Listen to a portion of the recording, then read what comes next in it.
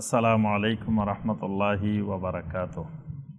আলহামদুলিল্লাহি রাব্বিল আলামিন ওয়াসসালাতু ওয়াসসালামু আলা সাইয়্যিদিল মুরসালিন ওয়া আলা আলিহি ওয়া সাহবিহি ওয়া মান তাবিআহুম বিইহসানিন ইলা ইয়াউমিদ্দিন, আম্মা বা'দ।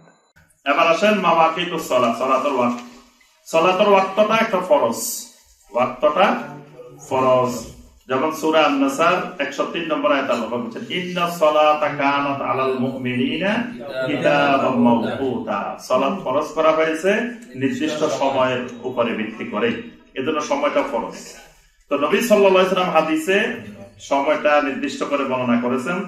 তো হাদিসের ভাষ্য অনুযায়ী প্রথমে যোহরের ওয়াক্ত দিয়ে শুরু করা হয়েছে হাদিসে, যেন আমরাও যোহর দিয়ে শুরু করব। সহিহ মুসলিমের 612 নম্বর হাদিস। এটা হলো ওয়াক্তের ব্যাপারে আহলুল ইলমদের সকলেরই একটা গুরুত্বপূর্ণ দলিল। সহিহ মুসলিমের 612 নম্বর হাদিস। নবী সাল্লাল্লাহু আলাইহি ওয়াসাল্লাম বলেন, ওয়াক্তু যোহরে ইযা জালাতিশ শামস। যোহরের ওয়াক্ত শুরু হবে যখন সূর্য মাথার উপর থেকে কি করবে? জাওয়াল হবে, মানে পশ্চিম দিকে ঢলে পড়বে। ঠিক মাথার উপর থেকে পশ্চিম দিকে ঢলে পড়বে, তখনই সালাতুল যোহরের ওয়াক্ত আরম্ভ হয়ে যাবে। শেষ হবে কখন? ওয়াকানা জিল্লুর রাজুলে কাতুলিহি। একজন ব্যক্তির ছায়া যতক্ষণ তার সমপরিমাণ হবে, মানে এক মাসাল সমপরিমাণ হবে, মা লাম ইয়াহদুরিল আসর। ততক্ষণ পর্যন্ত আসর শুরু হবে না, ততক্ষণ যোহরের ওয়াক্ত থাকবে, মানে এক মাসাল পর্যন্ত। এই সহিহ মুসলিমের 612 নম্বর হাদিস এক মাসাল।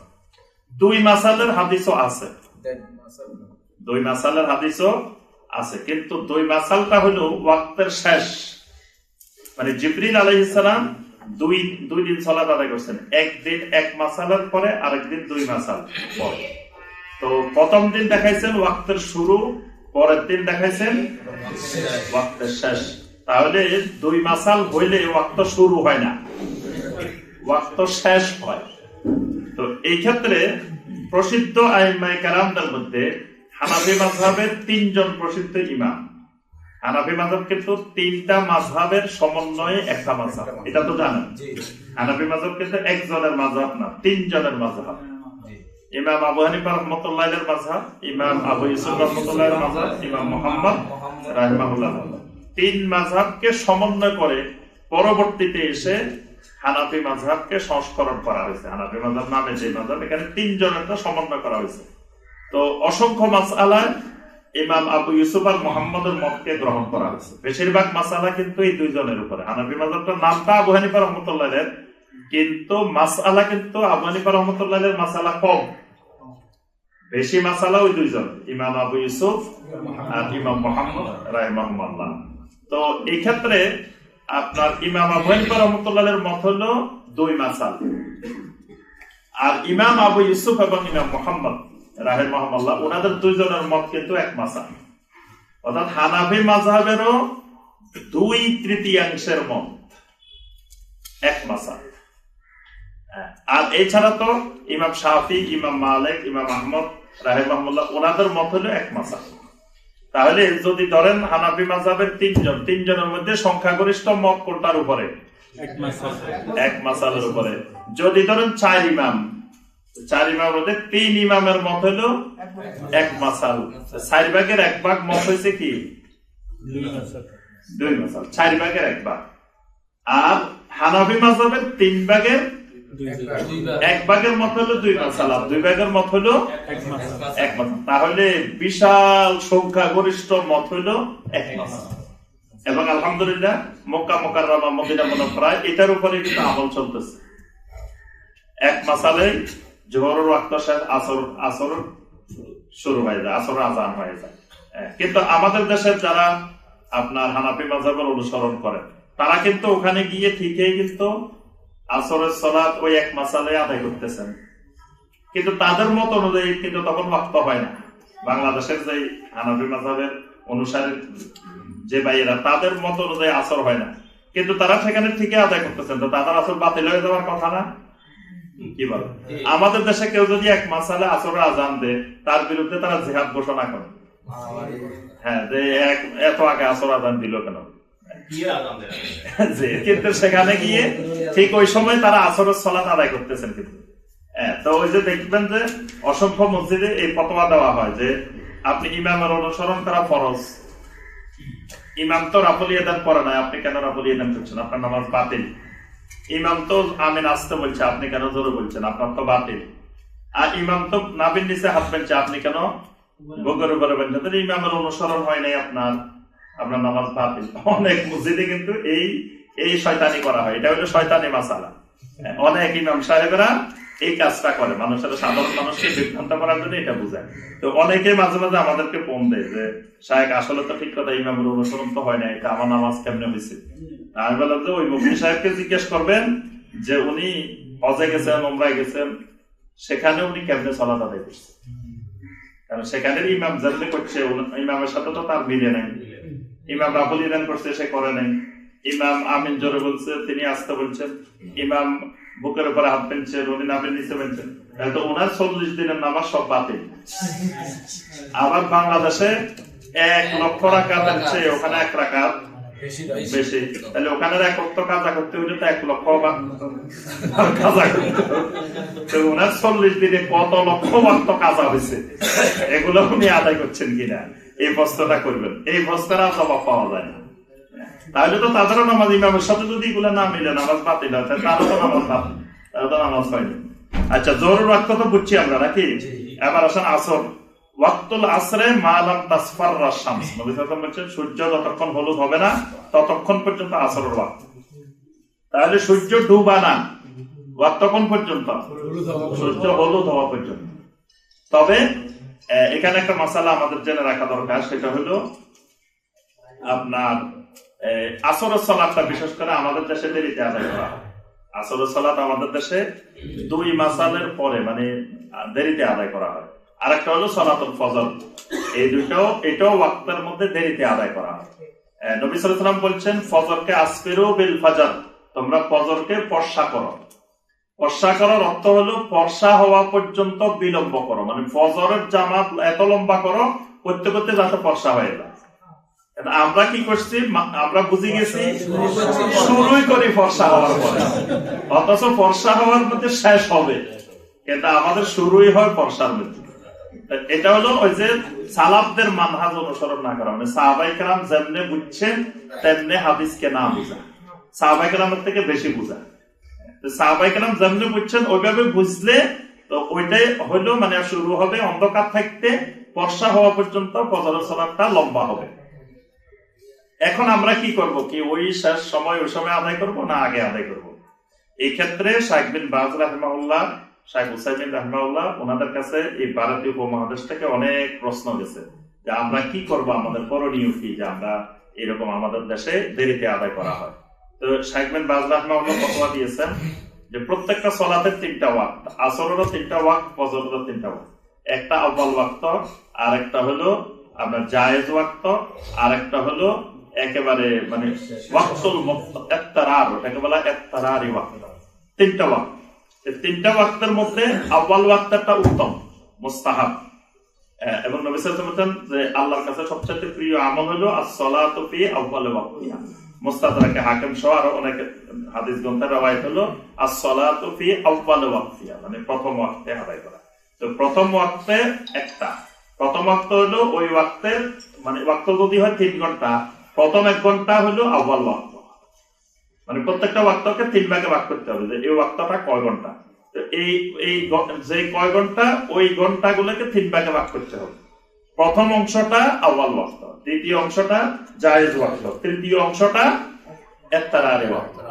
তো এই যে আসর এবং ফজর বাংলাদেশে যে ওয়াক্তে আদায় করা হয়, এটা হলো যে মাঝখানের ওয়াক্ত, মানে এটা হলো জায়েজ ওয়াক্ত।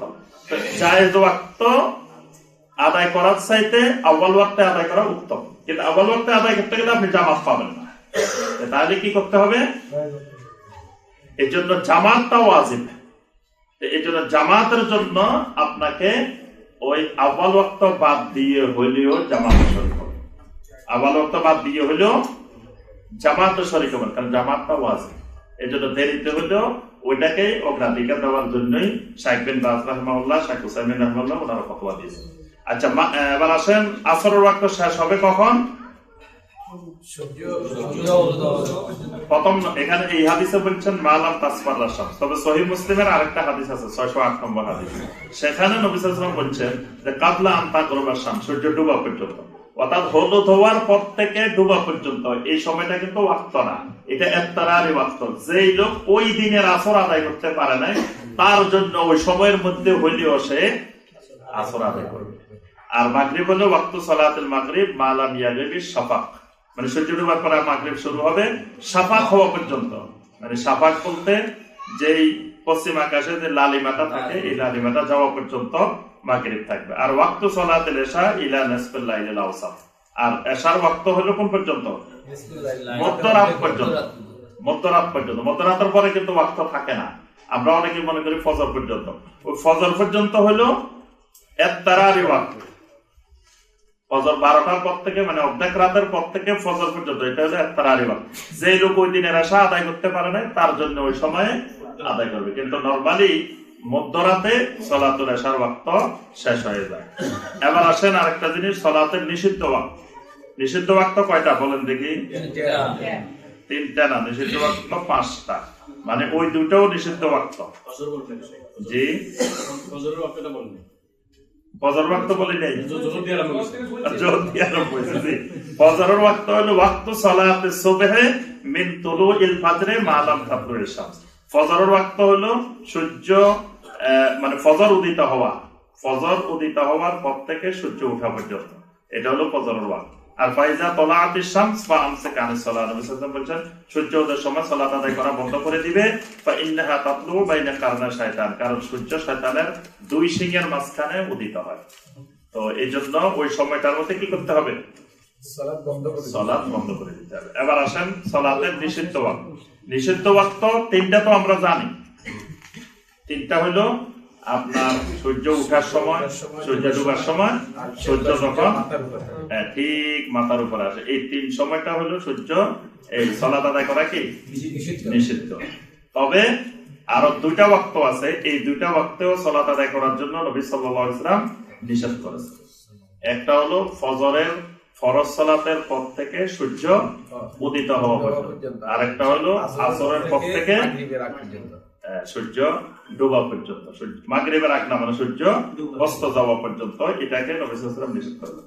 তাহলে সূর্য ওঠার পরে কয় মিনিট পরে সালাত আদায় করতে পারবেন? এটার নির্দিষ্ট নবী সাল্লাল্লাহু আলাইহি ওয়াসাল্লাম মিনিট বলেন নাই, কিন্তু এটা হবে মানে 12 থেকে 15 মিনিট। আহলুল ইলমেরা বলছেন সূর্য ওঠার যে টাইমটা, সেই টাইম থেকে 12 থেকে 15 মিনিট পরে আপনি সালাত আদায় করতে পারবেন। ফজরের সুন্নতের ব্যাপারে যে জি ওটা বলতেছি। এরপরে হলো আপনার যে হাদিসটাতে নবী সাল্লাল্লাহু আলাইহি ওয়াসাল্লাম নিষেধ করেছেন, সেই হাদিসটা হলো সহিহ মুসলিমের 831 নম্বর হাদিস। নবী সাল্লাল্লাহু আলাইহি ওয়াসাল্লাম বলছেন যে 3টা সময় এমন আছে যে আমাদেরকে সালাত আদায় করতে, আমাদের মৃতদেরকে দাফন করতে নিষেধ করা হয়েছে। একটা হলো সূর্য যখন উঠতে থাকে পরিষ্কার ভাবে উঠা পর্যন্ত, সূর্য মাথার উপরে আসে হেলে যাওয়া পর্যন্ত, আর সূর্য যখন ক্ষীণ হয়ে লাল হয়ে ডুবে যাওয়া পর্যন্ত। আর আরেকটি হাদিসে নবী সাল্লাল্লাহু আলাইহি ওয়াসাল্লাম লা সালাতা বাদা সুবহি হাত্তা তারতাফিয়া শামস, সালাত ততক্ষণ পর্যন্ত কোনো সালাত হবে না যতক্ষণ পর্যন্ত না সূর্য উপরে উঠে, মানে ফজরের পর থেকে সূর্য উদিত না হওয়া পর্যন্ত কোনো সালাত নাই। ওয়ালা সালাতা বাদাল আসরে হাত্তা তাগিবা শামস, যতক্ষণ পর্যন্ত না সূর্য ডুববে ততক্ষণ পর্যন্ত কোনো সালাত নাই। এখানে নাই বলতে বাহিরের থেকে কোনো সালাত এনে এখানে আদায় করা যাবে না। মানে বাইরে ধরেন আমি বললাম যে এই ঘরে এই গেট দিয়ে এতটা থেকে এতটা পর্যন্ত কেউ ঢুকা নিষিদ্ধ, তার অর্থ হলো এই বাড়ির লোকেরাও ঢুকতে পারবে না। এই বাড়ির লোকদের জন্য এই নিষেধাজ্ঞা নাই, নিষেধাজ্ঞা হলো বাহিরের লোকদের। বাহিরের সালাত এখানে ঢুকবে না, কিন্তু এখানকার সালাত এখানে ঢুকবে। এই জন্য কেউ যদি ফজরের সুন্নত সালাত ফরজের আগে পড়তে পারে না, মসজিদে গেছে একামত শুরু হয়ে গেছে, একামত শুরু হইলে কোন অবস্থায় সুন্নত পড়া যাবে না। পড়া মানে তখন নবী সাল্লাল্লাহু আলাইহি ওয়াসাল্লামের সুন্নতের খেলাফ, নবী সাল্লাল্লাহু আলাইহি ওয়াসাল্লামের নির্দেশের খেলাফ। নবী সাল্লাল্লাহু আলাইহি ওয়াসাল্লাম বলেছেন ইজা উকিমাতিস সালাহ ফালা সালাতা ইল্লাল মাকতুবা, যখন একামত হবে তখন ফরজ ছাড়া কোনো সালাত নাই, ছেড়ে দিতে হবে। অন্য সালাতে থাকলেও শেষ দিকে থাকলে দ্রুত শেষ করতে হবে, যদি মাঝামাঝি থাকে তাহলে দ্রুত ওটা ছেড়ে দিতে হবে।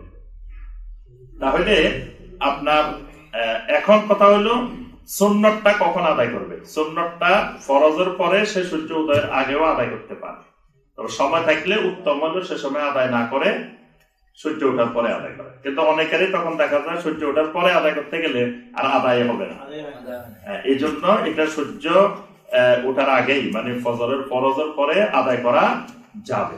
এর বাহিরে এই ওয়াক্তের মধ্যে আপনি তাহিয়াতুল ওযু, তাহিয়াতুল মসজিদ, সালাতুত তাওয়াফ এগুলো আদায় করা যাবে। এগুলোর ক্ষেত্রে কোনো নিষেধাজ্ঞা নেই, কারণ আপনি তখন ওই টাইমের মধ্যে যদি মসজিদে ঢুকেন তাহলে তাহিয়াতুল মসজিদ পড়বেন, ওই সময়ের মধ্যে যদি আপনি ওযু করেন তাহলে আপনি তাহিয়াতুল ওযু আদায় করতে পারেন। বাসায় সুন্নত পড়ে গেছেন, আপনি বাসা থেকে ফজরের সুন্নত পড়ে গেছেন, এখন মসজিদে যাই দেখতেছেন যে জামাতের আরো 10 মিনিট বাকি আছে, আপনি কি সালাত ছাড়া বসা দেবেন?